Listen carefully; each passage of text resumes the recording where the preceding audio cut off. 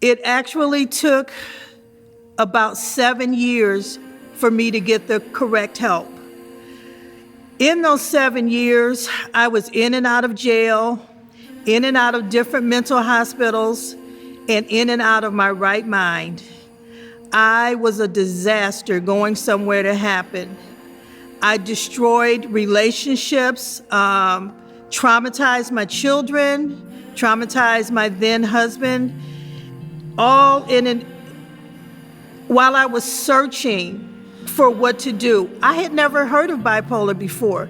My family had never heard of it before. And they wondered what happened to me. They wondered what happened to their daughter, their sister, their mother, wife. They just wondered what happened to me.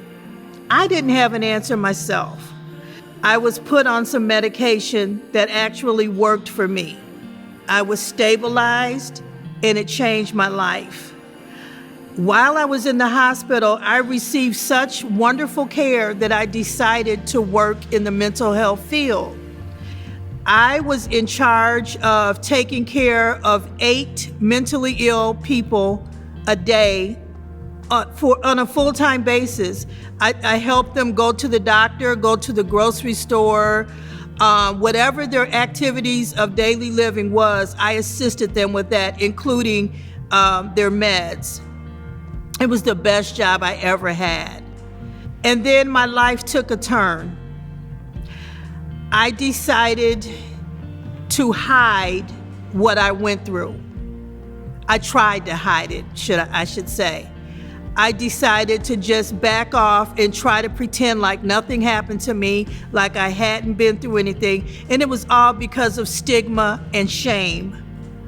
I didn't want anyone to know what I had experienced. I didn't want anyone to think less of me, especially those that knew me in the past. I kept to myself, I stayed real quiet, and tried to just hoped it would all go away. I was kind of like pushed to just help people, to stop hiding, to stop being ashamed, to not feel stigmatized. When I came out of the closet and began to tell my story, I instantly became a public speaker. Right at the time that the mental health tax referendum, it was leading up to that. So I began to speak in public. I began to tell my story. And at that time, I joined NAMI, the National Alliance for Mental Illness. I joined NAMI and became a very active member. I'm a part of a group called FaithNet that goes into churches and we tell our story and teach on mental illness. I just live my life in a different way now. I'm out of the closet. I'm on social media. I've been on TV, been on commercials, so there's nothing to hide anymore. I even started a mental health page called Eliminating Mental Health Stigma. On my page, I really outed myself to Facebook, and I told my story there too. And I created a safe place for people to come to and discuss mental health issues, discuss the joys, discuss the triumphs, and discuss the frustrations and the stigmas. I think it's very important for me to do this because there's always somebody that needs some help.